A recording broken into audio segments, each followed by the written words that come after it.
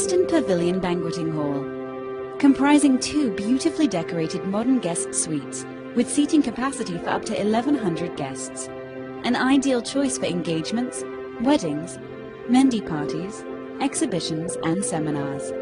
Supported by the latest sound and video technology, air-conditioned and free Wi-Fi. Contact us today and see how we can make your vision a reality. The Eastern Pavilion Banqueting Hall, located on Featherstall Road South, Oldham. A perfect choice for your perfect day.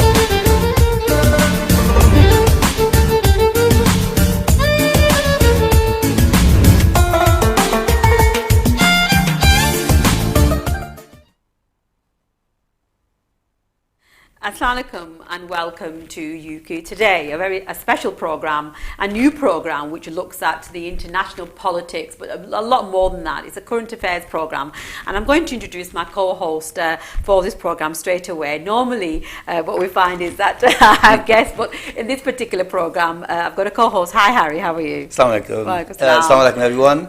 So, I'm sure the viewers will remember you from a political programme that we did, but this programme is very different. We've got a list of actual. Can I borrow your sheet? We've got a list of. No, you can't. Let me say it. Let me do it. I can't read your handwriting anyway. No, you can't. It's like a doctor's. It's like a doctor's handwriting. I read it myself anyway. I think we've started off by the way that we're going to carry on.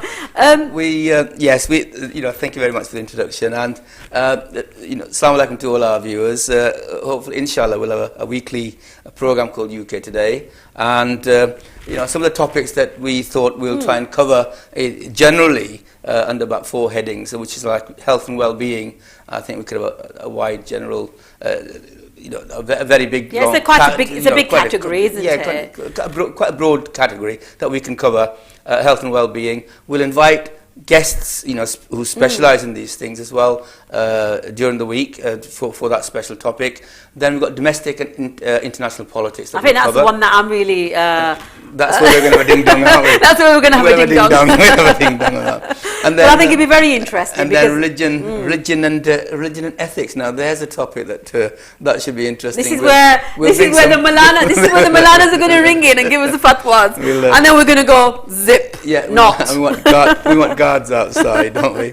And then we thought one of the other ones could be arts, culture, and entertainment. I think we've got lots of our entertainers, funkars come from our continent, from India and Pakistan. And they really keep the culture alive in terms of our background, in terms of our foundations, what makes us Pakistanis, Bengalis and Indians and the rest, and British, of course. And we love it. You go to Birmingham, Manchester, Bradford, everywhere. The amount of fun cars that come here, and we go on fill the holes with them. Yeah. It's absolutely amazing, and I think we'll keep that going. So those are the 4 main headings. So that these are things that cover. we're sharing with the viewers at the moment, Yes, because yes. today is the first of many programs. It's a weekly slot. And today we're a little bit earlier than usual. I think that the slot is going to be it's going to be an evening slot. But I think the main thing that we want to do is to engage with our Kashmiri Pakistani diaspora in the main, but from a British perspective. Because one of the things that we're finding, Harry, I don't know if you agree with me. You don't often agree with me. That's fine. One of the things is let's that beg to differ all the time. Yeah, we beg to differ all the time, which is not necessarily a bad thing. Is the fact that we've got conventional channels out there, which are sometimes called mainstream channels, and I have a big issue in calling them mainstream channels. But anyway, we've got that, and then we've got our Asian channels, which in the main their programs are aired from back home in those countries, and then they have the news bulletins, which will show someone's shadi or an event or a political somebody coming in. So they use it for reporting purposes, and we have got a program on a Wednesday that we're starting that's going to look at more to do with reporting and journalism. But that's about it, isn't it? Because there's nothing but really. when you see these news programs, I'm not going to mention any names, but when you watch them, have you seen how they just flick the titles and these tapes, the putties, the putties are going, and I don't even know what putty was. I'm not a very fast reader of Urdu, right? And you go, and I read one word, right, and it's gone. And I'm waiting for the next one to come along. Unki particular speed, no. It's like a railway speed. Either you catch the train, or you don't catch the train. That's it. And once the door shut, things going on the back, right? You're spinning away, and you think.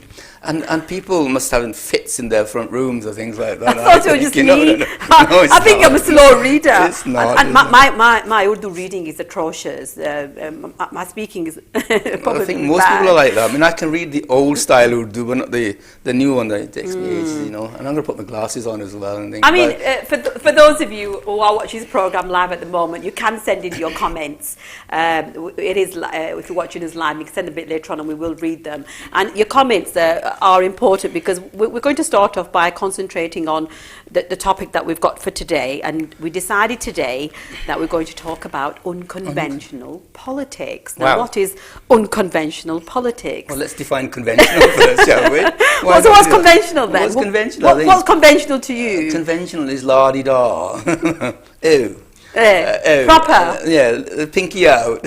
I think, and the unconventional ones like punches out and Twitter on storm and Twitter storms and things like that. So conventional, I mean, let's just remove the word politics, but anything conventional is something that is, I use the word safe, something that is seen as the majority of people would accept. Then you've got this thing, well, who are the majority and who's accepting? And is it something, a norm, that is relative? Does it change over time? Me and you sitting together on TV, man and a woman, oh my God. Conventional. That is not conventional. Not conventional for Asian TV, but it's conventional for British TV. You look at British morning TV, there's always a lady and a guy. A man and a woman, and all TV channels, morning, good morning, and breakfast, etc. They always a male and female element, and I think they're trying to keep this balance going. But that's fine. Our culture balance is fine. But even now you look at the news channels, and there's always a lady and a man, isn't there? So they're trying to catch up with the West. Are they succeeding? So that's conventional. And what's unconventional then? You mentioned something about having a brawl or having not doesn't have to be physical, but Twitter. What they do is they have that sort of banter, don't they? Where they don't shy away from much, do they? Is that okay? No, is it okay? Well, yes, it is okay, but what's happening, if you look in general in the West, and especially what affects us here in the UK, is that we've somehow managed to destroy free speech. There is no freedom of speech anymore, right? There never has been. but there was, people were allowed to say something, and then they got told to shut up. And then, they were allowed, and they got locked up. They got sent to jail. Yes, they were told to shut up. Yeah, or killed. Or they got educated into, if there was something wrong, they'll get educated into how you should behave in a normal way, right? So therefore, come back to convention. You're veering off convention here, kind of thing. So it was like a dialogue that opens up, and now what we've done is we've completely muffled, not just muffled, I think we've completely shut off open speech and dialogue between people, between different cultures, and that's a very sad and shameful thing that we've managed to do that. I mean, it can be a good thing, can't it, Harry? Where you've got, for example, someone who's got extreme views, say, for example, and they're inciting hatred, to muffle that. No, I disagree with you there, right? So I disagree on this for this reason. Okay. We as human beings, right, we have diverse views. Yeah. Some are extreme, like we have a president of one of the, I don't like calling him the leader of the free world, right, because he's not my leader. I live in a free world, and I would never call him my leader. So when people refer to Donald Trump as the leader of the free world, right, it gives me shivers. It really sends kind of. I think Donald Trump gives me shivers. Full stop. But yes, to be honest, I'm not sure if it gives me shivers, because shivers can be a good thing. I think he just makes me think, oh my God. I know. I think Donald Trump. Amongst unconventional politics. Unconventional, and we're going to mention him as somebody very unconventional. We've got to come back to this. Is that a good thing? Yeah. Having some a leader of a most powerful country, supposedly, in brackets, quotes, supposedly. I think that if the West, Europe, was to put all their might together, they are stronger than the United States. I would say. But still, they are given this title as the strongest, the most powerful country in the world. So you've got a leader there. I've got issues there. But in terms of unconventional politics, that's what we're talking about today. Yes, we're going to come back to that. We're going to come back to that over and over again during this hour, right? And hopefully it'll be very interesting for you as well as and enlightening as well. Hopefully the viewers will understand what we're talking about. We want to come back with some comments as well, and maybe give us your views on this. But is Donald Trump? How many people agree that Donald Trump is unconventional? In his approach to politics. This week, he has managed to destroy a career of an ambassador to Washington, Sir Kim Darroch, right, who had to resign yesterday because Donald Trump found out that a certain information have been released, which was his duty to do. An ambassador goes to a country to see what's going on in the country and then feed that information back to his host country. Donald Trump has had a habit of destroying many things, hasn't he? Yes, absolutely. But we've got an unconventional picture of Donald Trump. This guy was doing his job. And now we've got the leadership contest going on. Yeah, that's unconventional. That's probably a really good picture of him. That's on a good day. That's scary in itself. I don't know whether he's blowing the water out of the bottle or drinking it. The bottle's getting away from him. I'm not getting near those lips. That's just a bottle. But this man, the ambassador to Washington was doing his job. Yeah. And he was sending cables back. The information they send in signals is called cables. Ambassadorial cables. Yeah. So, and somebody in our government, in our civil service, has managed to release those to the media. The Times got hold of it on Sunday, and this is Sunday. The cables are released in the media.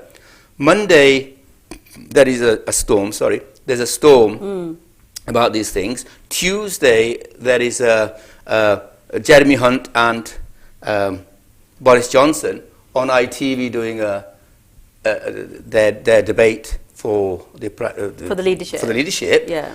Now, and Wednesday, he retired.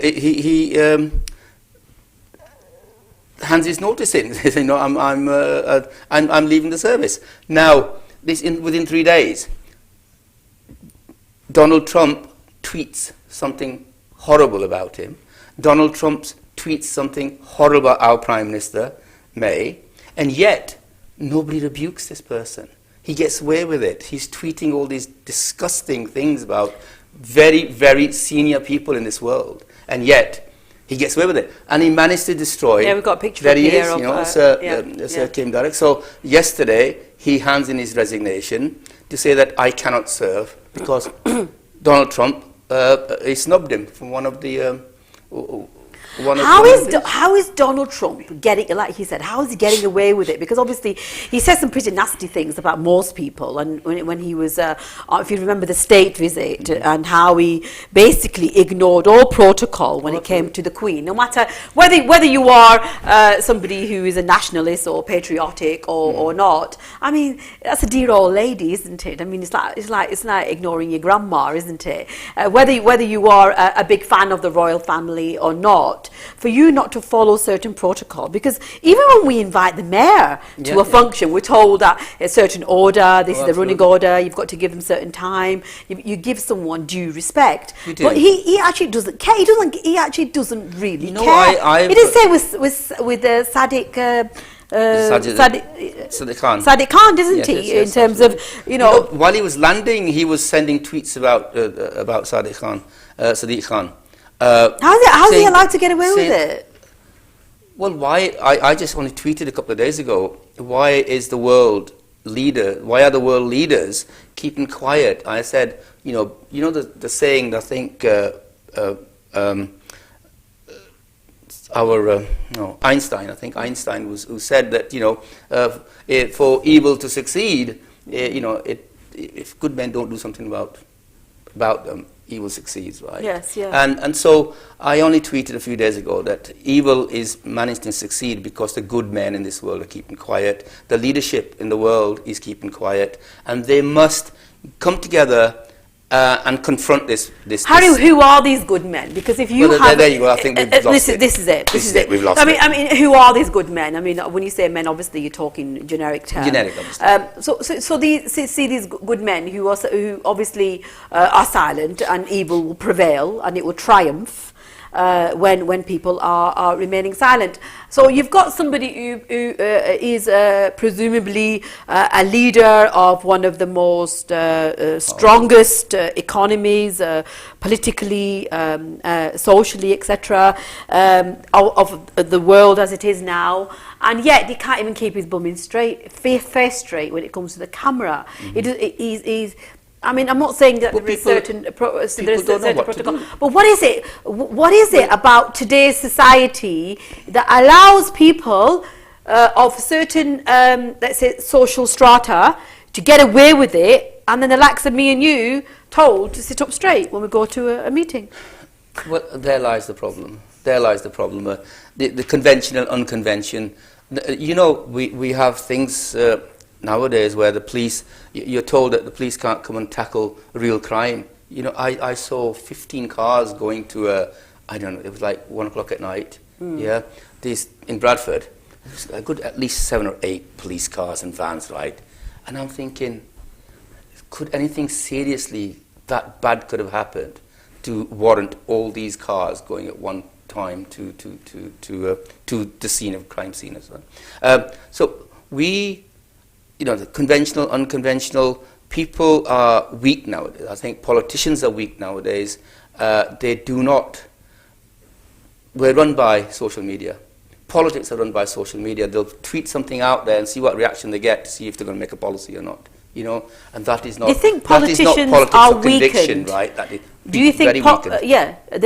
In almost their hands are tied. People can't call a spade a spade. Yeah. Can't call someone fat. You can't call someone black. You can't call someone pretty. You can't use. You can't call darling, sweetheart, ducky. Do you remember all these words without what made men and women? Women. And that we seem to have lost all that. Now, only yesterday, some school I think is going to have gender-neutral school clothing. A what? Gender-neutral uniform. What does that mean? Can somebody come back and tell us that, please? Gender what? Gender neutral. Gender neutral. All right. So the boys going to wear skirts. Exactly. Because if you think of Scotland, everyone's turning to Scotland. Everybody's going to turn Scottish because that would be the easiest thing. So that's what they're demanding. Oh, what? Who's demanding that? These fuddy-duddies, we need to get away from it. We need to get back to a real, proper society. And how we're going to get there, I have no idea yet. But I think over the next few programs, we might have to find some solutions. So, who's got any idea of what was it called? Gender neutral uniform for schools. Right? So the boys can wear pink. The boys can wear the uniform, right, and not feel like boys. And girls can wear these things and not feel like girls. Are we messing their heads up? Are we? I mean, come on. I mean, people out there who watch the programme, aren't we? Why can't a girl be a girl? Be a girl. What defines a girl? Are we going to get out of here tonight? We're going to have people knocking on the door. Jay, is it locked down there? Yeah, hopefully. We want bodyguards out here. Well, I mean, my earpiece, I think, is going more wild than anything else at the moment. Who makes these rules? I mean, coming back to unconventional politics and being unconventional, conventional. Who defines the rules, the norms? Who has that license? Who makes the rules? The rules are made in our parliament, and we go back to the soft, weak politics that have infested. I'm going to use these words, infested. Might be a bit strong, but I don't think it's strong enough. Really. I'll find another one then. Yeah, I'm going to find another word. Google it. Our house, the Parliament, where laws were made to protect the people. Now we've gone far from that, and we've gone. Religion has been destroyed. Religion was a basis of ethics, and we're going to cover that in one of our topics one day, right? Yeah. Religion taught values and ethics to people who had very little education, right? And the only way to educate them is through religion. You tell them to go and wash every day, before eating food. They'll say, "Hey, who are you?" But now we bring that into religion, and you say, like, before namaz, you wash, do a wuzu, and then it becomes a routine, and it's achieving that kind of thing. People who cannot read can be taught through religion how to behave ethically and morally. Correct, right? I mean, we're going to continue our conversation about conventional ideology. I mean, we don't want to go into the realms of religion and all that. We'll do that a little bit later on. We're going to have a break, and we're going to ask our viewers to send in your views. Now, if you think our politics are conventional, then send us your views. And if you think they're unconventional, send us your views. And what makes conventional and unconventional in your views? Yeah, and what's gender neutral uniform? So if someone can send me a picture, I'd really like to know. Yeah. So let's see you straight after the break. We'll continue our conversation on UK Today and unconventional politics. Thank you. See you after the break. The Eastern Pavilion Banqueting Hall, comprising 2 beautifully decorated modern guest suites with seating capacity for up to 1,100 guests.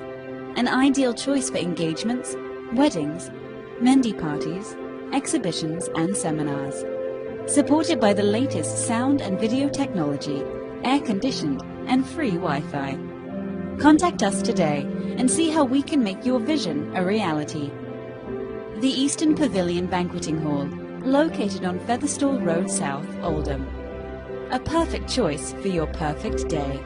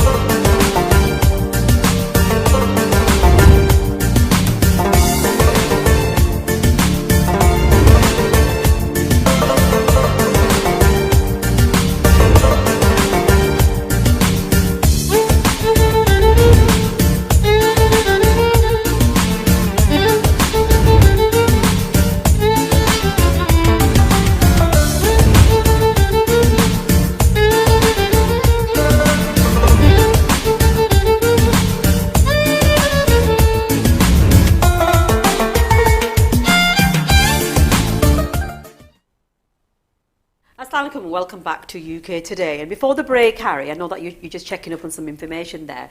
We were talking about the norms and how we've got a situation where there's so many words that have been branded out there when it comes to what's acceptable and what's not acceptable.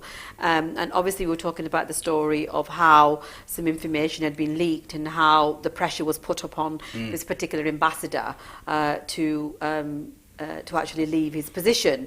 Now, when you've got a political leader like, we're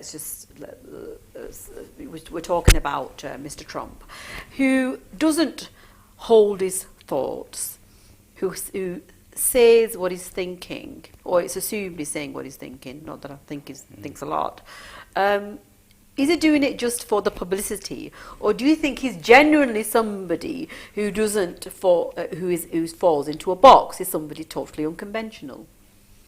You know, I think we were going to invite somebody next week to. We're going to talk about leadership and what makes good leaders and what are the qualities of leadership. And we're going to cover that in our next week's program.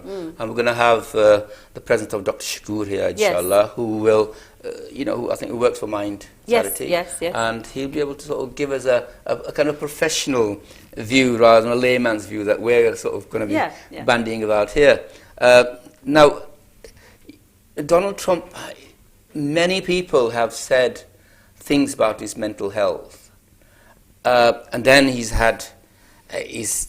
supposedly had it checked, by the doctors, and they've come back and said, clean bill of health.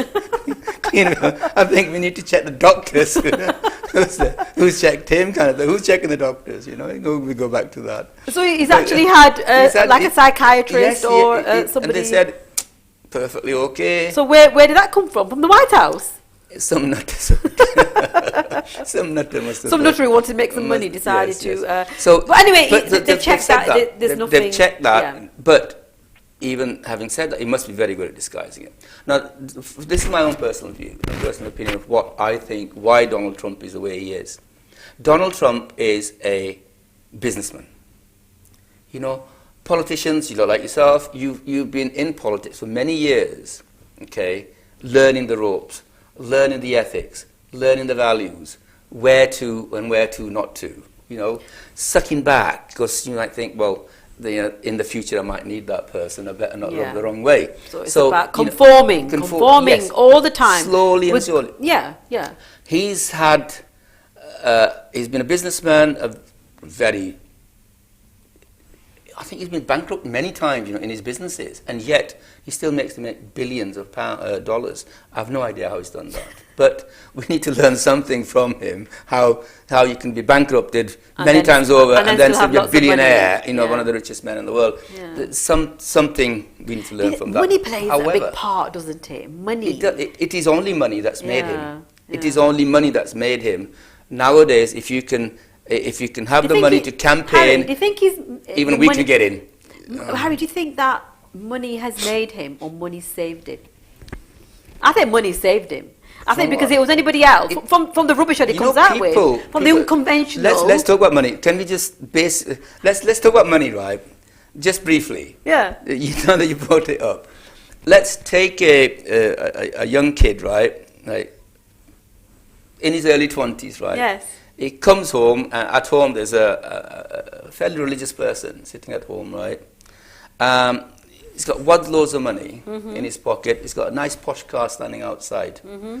And this religious person has suddenly lost all his religious values because of that evil that just come into the house, which is called money. And there's a song called by Pink Floyd, Money. And it says, we all know that money is the root of all evil, and it says that in the song, one off. Now, so that money, the vision of money has taken away all the moral values and ethics that person possibly possessed, right? Everything's gone out the window. He must be a very weak man. There is where's that money come from?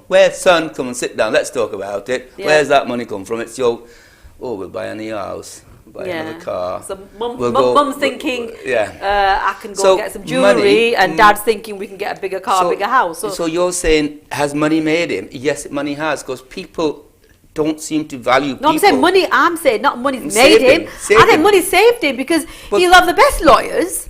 He'll have all these people around him, like the and the doctors. Can we afford to when they come after us? He'll have the doctors that will give him the clear bill because he's paying the You bill. can buy anything. You can buy actually anything. buy anything You like with money. You can buy people.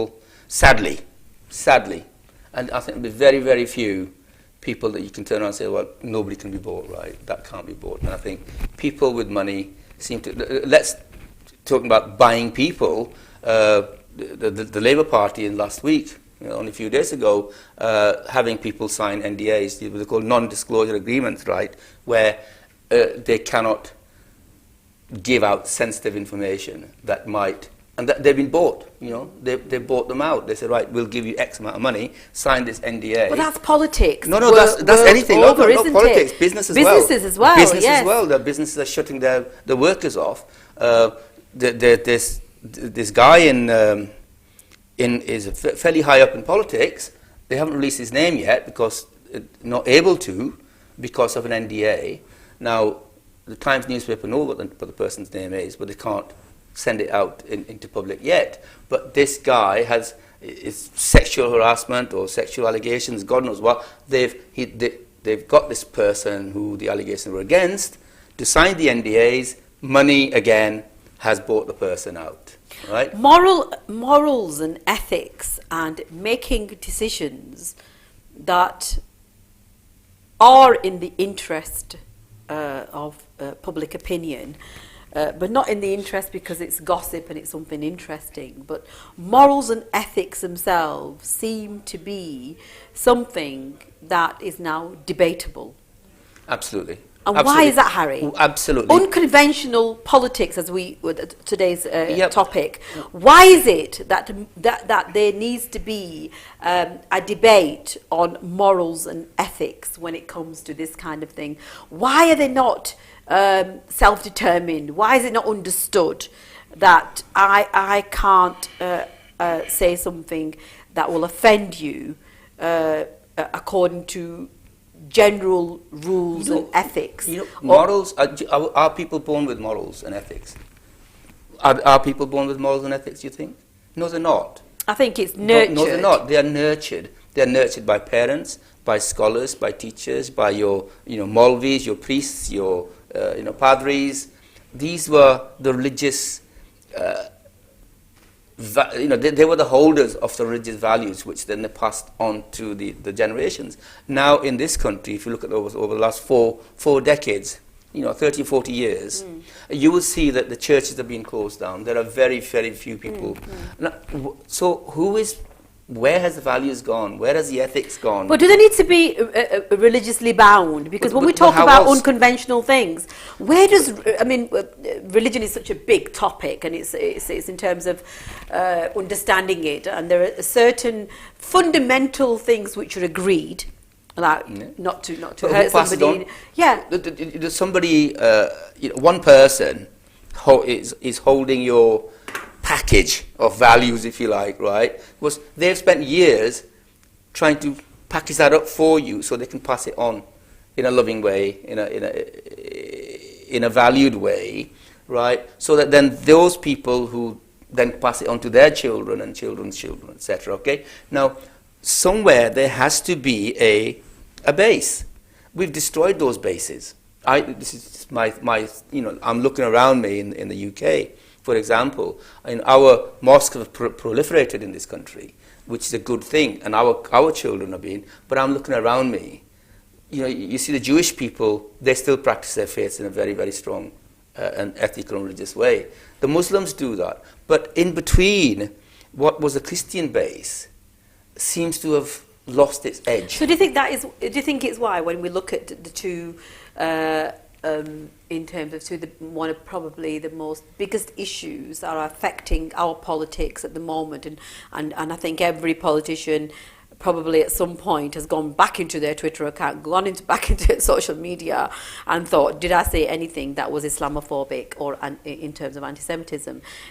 In terms of Muslims and Jews, do you think that that we these two religions, do you think they are that now so powerful within British culture and British politics that anybody out there says anything against these two particular religions is in a lot of trouble?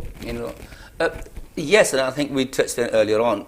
I don't think that should be a case. We have destroyed free speech. I'm going to go back to what I said. I think through these kind of things, we've destroyed free speech. We should allow people to say what they feel and then interact with others. So is it okay? Is it okay for you and I? We're sitting on a TV channel here. Is it for UK and you and I to openly say that we condemn gay marriages, for example? Well, from what perspective? Can we say as you and I? But we can say it from an Islamic perspective. We can say can it we? From yes, we can. We can say it from a Judaic perspective, and we can say it from a Christian perspective as well, because all these three faiths say the same thing. But about gay it's marriage, quite right? funny, Harry. So we go. But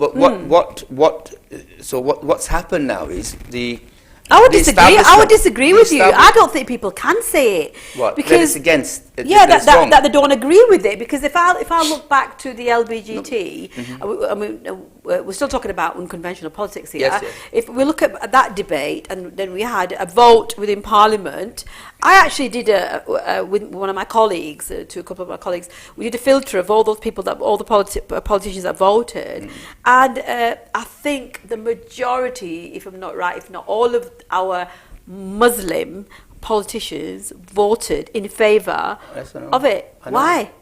Why? They could have voted in favour of it if they wanted to, having spoken of what their faiths that they represent. In that safe area of House of Commons, they can say what they like. They're not going to get. But why did they not? Why did they not? The Muslims. But this is a question we need to. I think we need to bring them on board here. Actually, I think at some point I'd like to actually we'll invite them. one of our. Yes, we're going to invite one or two of our politicians. Because I want to explain. I know. Now, Jacob Rees-Mogg, yeah, conventional, unconventional, whatever. Jacob Rees-Mogg is a devout Christian. Yes. And he says these things in the House of Commons. Did he vote against the bill? Yes. I'm sure he did. They were about, I think they were about 70, 80, and I may be wrong, and please correct me if I'm wrong. They were about 70, 80 or so parliamentarians who voted against the bill for whatever reason. And from what I recall, Harry, and it would be interesting for our viewers if they can, let us know. From what I recall, none of them were of Islamic bake, from what I can see from the names. I mean, you can't, obviously you can't see from, you're Harry, you're Muslim. I mean, from your name, you wouldn't assume, but from my name, probably a bit more obvious. It's Mohammed Boota. Yeah, it's actually Mohammed. That's right. But what I'm saying is that I'm just assuming from the names. Now, I mean, that is something, but when it comes to looking at conventional and unconventional ideology and following, why is it that, if I can use the word Asian, or if I can use the word Muslim, or if I can use the word sort of in terms of so even certain gender, that we feel that we are so, let's just say, forced into conventional acceptance. Why is it that why are we we being feel forced into acceptance? Where has the two sexes that the religion has sort of said that there are only two sexes? God, our God in our holy book has said there are only two sexes. We can't go away from that. We cannot ever go away from that, say there are more than two sexes. Yet there are variations in between which Allah knows about. Okay, God knows that certain genetics obviously takes place, so that determine what happens. Okay. But Harry, our conventional politics doesn't even allow us to have that as an open debate because it's going to offend somebody. So transgender, for example, transgender issue is something that has been widely discussed, but yet not discussed. When it comes to sexuality, that is a separate debate. Then we talk about issues around homophobic issues. Even within households, even as a parent, sometimes it's like, what are my children saying? By us openly sharing our religious views or even our cultural views or even our personal views, are we prejudiced? But you know, I'm glad you asked that question. It's a very interesting question. You know, let's go back to Pakistan. You know, as you know, it's a majority Muslim country. We might be going back to Pakistan at the end of this program. In a few weeks, you'll understand why. Even they won't understand why. I'm going to come back to the LGBT side of things. You know how we as Pakistanis are very tolerant of gay. What they call you know, what they call them. I know what you mean. There's a word. What's the word for them? You're not talking about transgender. No, not transgender. They're. I think you know what I'm talking about. Yeah. I don't want to say that word. No. It's. I'm trying to think of a word. Anyway. I'll find out in the next session as to what the proper word is, because I want to use the proper word. Because it's not a.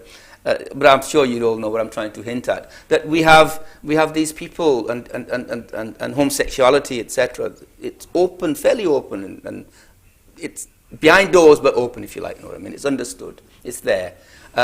There are lots of programs that are made. You know, on Channel 4 there was a program from Afghanistan, etc. on this kind of thing that's going on, and so it's accepted. As a normal thing, as an everyday thing. It's accepted as a normal hidden thing, isn't hidden it? Thing, normal hidden thing. We don't talk about it, but is it accepted? Yes, so it's there, and it's always existed, you know, from eons back, and that's always existed, and we have to accept. We have to accept. Yes, it's accept, and we have to. And it's just carried on. Now, I fully agree. I fully agree. No, I fully agree that we must protect the minorities against any kind of abuse whatsoever. Yeah. Okay? I will always. But this is not a minority debate, is it? This is not a minority debate, is it? If there is something fundamentally that we disagree with, why are we not allowed to say that? Why do we feel we can't say that openly in a country like the United Kingdom? Because they put barriers against us. You know, these laws, the unconventional politics come into it, where we've got people now who are not representative of the people outside. Okay, I think Brexit has been a classic example of highlighting the disconnect between the elected and the electorate. Okay, how far removed. You know, one said that we want to come out, and the other 350 of them, 650 of them. Have got their own ideas, you know. I actually think. So I think it's more. I think it's more than that. I agree with you in the sense that there's a disconnection, but I think that when we talk about politics and in terms of parliamentarians or councillors or lords or whoever they may be, ambassadors who are there to represent us. They're there because we voted them in, is that there seems to be a total disconnection between the representation and their own conscience. Because I think, this is my view, it may come across very strongly, is the fact that when you take on a certain role as a parliamentarian or whatever that role may be, a political role, that you might as well just take away your conscience. You might as well take away your own beliefs and your morals and your ethics, stick them in a box and then put a really in terms of lock it and put it away, because you no longer are talking as yourself because you're there representing. But Harry, if they were truly representing everybody, if they were there representing the masses, then surely we would have the debate, wouldn't we? Well, we've had a debate. We had a debate in the form of a referendum. Okay? When you talk about Brexit, I'm talking about generally. I'm responding to that. In giving the answer in that sense that, you know, in general, Yes. let's take Brexit as an example. Yes. We had a referendum. That was a debate. The people gave their answer, and then these people were supposed to represent Yeah. and not think for themselves, Yeah. right, should then carry out the will of the people. Yeah. It always comes back to the will of the people. Is there such thing as will of the people anymore? But that In was this that was a mockery in unconventional- itself, Harry, unconventional- because it was basically. Don't go back to lies. I'm not going to talk about. Don't but you do basically, that. Don't go what I'm saying is that basically it was about. It wasn't legally binding. We just wanted an opinion. So really, it was. No, I'm just saying that Yeah, it comes across. But basically, what you're doing is the politicians are playing with the people, because People, yeah. 1 minute they want an opinion, they give the opinion, they say, well, actually, I'm not going to listen to what you're saying. Yeah. But at the same time, if we say move away from Brexit, because we have weeks and weeks of it, is generally speaking, is that conventional politics almost is a lie in itself, because they're just playing around, conform, let's see if it gets opinion. If it's something that's everybody agrees with, fine. Yeah. And if it's not, then let's just try and brush it under the carpet. But strong politicians that we used to have at one time, they'll say, right, we're going to have that policy. I believe in this policy, and I will then work In the hard. last few minutes, Harry, we're just going to finish the programme today. In the last few minutes, who would you say was historically a strong, or even present, a strong politician who... Conventional. No, they could be unconventional. They could be unconventional. You know, conventional in what sense? It could be... No. what sense? Upholds the values of what... Societals. Yeah, and you know, I gave the name Jacob Rees-Mogg earlier on, right? And when I listen to this person, you know, he says things to bring people together, you know, and what's right for the people, what's good for the people, right? Not what's good for him, all right? Although he's very well off, I don't think he needs anything to be good. But he's been put. He doesn't need to have a £70,000, £80,000 salary, because he makes millions elsewhere.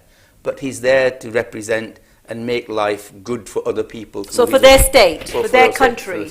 Right? So that's a person that works on a different moral and ethical value. Can you have an unconventional politician and then, still be a true state leader and what is right for that country? We've got Jeremy Corbyn, if I can say so. Jeremy Corbyn. Now, Jeremy Corbyn was a staunch Brexiteer, all right? He campaigned for 25, 30 years. Are you, Harry? I'm really glad this is live, because we're not going to... So you say someone who's unconventional... To come out of Europe, he did that. And last week, this week or last week, he now changed his mind, and he's now a kind of a Remainer, I think. You know, was Thatcher? Allegedly. Was Thatcher? Because we're leading into next week's program. We're going to talk about leadership. She was the first woman Prime Minister of the United Kingdom, and you know, I think she had a massive thing on her shoulders to prove that women can and women do and women deliver. And Benazir came. I have a great deal of respect for Benazir. I think for her to become the first female leader of an Islamic country is, you know, it's just beyond words, and I have a huge amount of respect for her. I loved her to bits. You know, I was never in politics. So who's your most unconventional political leader at the moment who you think he's actually doing a good job, Harry? Because I can only think of one. I can't think he's doing a good job, you know, but unconventional leaders we're talking about here. Unconventional leader not doing a good job. He's unconventional and not doing a good job and still in power is United States at the moment. There's nothing better example than that, I don't think. We've got Boris on the screen. No, there's a leader. There's a leader. There's a leader. I hope not. No, I do hope so. I gave him my vote, and I think I am. You have. I have given. I'll say on air, I've given Boris my vote, and Boris is going to be the leader on the 23rd What about of July. last minute or so? I mean, many of our viewers are of a Pakistani background, Bengali background. So somebody who comes from a very different background, someone like Imran Khan, who comes from a very different background, a sports background, celebrity in himself, who was known as idolized by many people for his sportsmanship, and I mention it because obviously we've got the World Cup at the moment, in 1992 comes in all the time. Very unconventional. If you actually look at some of the clippage, sometimes I'll look at him actually walking along with the army, and he doesn't even know where to look. No.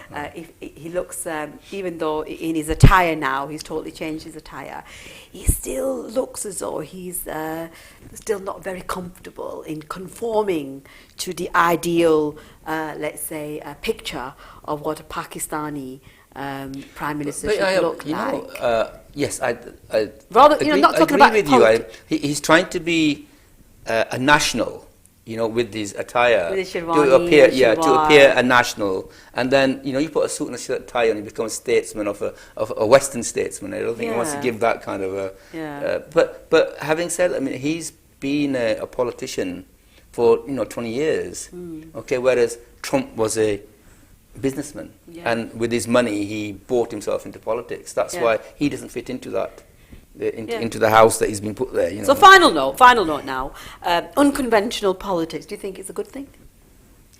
It's an interesting thing. It brings colour to the media, to the TV channels. What, are they blonde? We can discuss things like this. Why is it blonde? Because we've got Mr. Trump, and then we've got Mr. Johnson, and both of them are blonde. Excuse me. And both of them are very unconventional. I'm going to dye my hair blonde by next week. Okay? That's a promise. I'm not sure. I think I've got some blonde in my hair, but I'm not sure. If it's something. So unconventional politics, and a yes or a no, do you think it's a good thing? I think it's an interesting thing. I think it can, yes. I think it can be a fabulous thing. It brings interest, and it brings dialogue, and it makes us talk about things. It makes us talk about politics.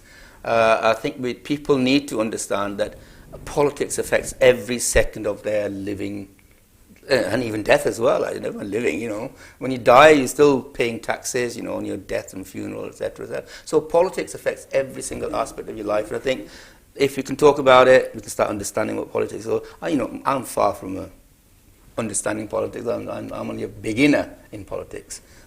You're more senior and knowledgeable in politics than I am, and when we learn every single day, and hopefully we pass on the good things to our listeners. And finally, Harry, next week's programme we're going to be talking about leadership and the characteristics of what makes a good leader. So that's what interesting. Yes, that's going to be very interesting. I'm quite looking forward to that. Yes, I am as well, because I don't know how many of you know Dr. Shakur. He's a very, very colourful and interesting person. He'll bring lots of fun and laughter into the programme as well, and I hope you don't want to. I'm going to sit him over there, right? Because his jokes go over my head, right? But we'll be talking about leadership. What makes a good leadership, or what good leadership qualities are all about, and how they acquire them. And then we'll have a psychology of leadership as well from Dr. Shakur. Absolutely fantastic. So we have come to the end of today's programme. Yes, thank you very much. And I hope it was not as unconventional. A good pilot, I hope, to our... Yes, absolutely fantastic. Great. Thank you very much. So thank you to all those people that have been watching the programme today. It was the first programme of many. It will be a weekly slot where we'll be talking about UK today and what makes the Pakistani and Kashmiri diaspora sit in front of their TV channels, in front of their radios, in front of and look at social media. What let's just say tantalises them, and what makes them interested in. So next week we are going to be looking at leadership, and the weeks ahead we've got an array of topics, an array of categories that we hope to be able to share. And we can have some ideas from them as well. So that'd be great. Please message us your ideas as well. Definitely. What you'd like us to talk about and what to cover. Make it controversial as possible. Right? make it controversial as possible. So inshallah, thank you very much. It's great to be able to have a program that we're hosting together. Excellent. Inshallah, see everybody soon. Please look after yourself, and inshallah, see you very soon again on UK Today. Assalamu alaikum. I love it.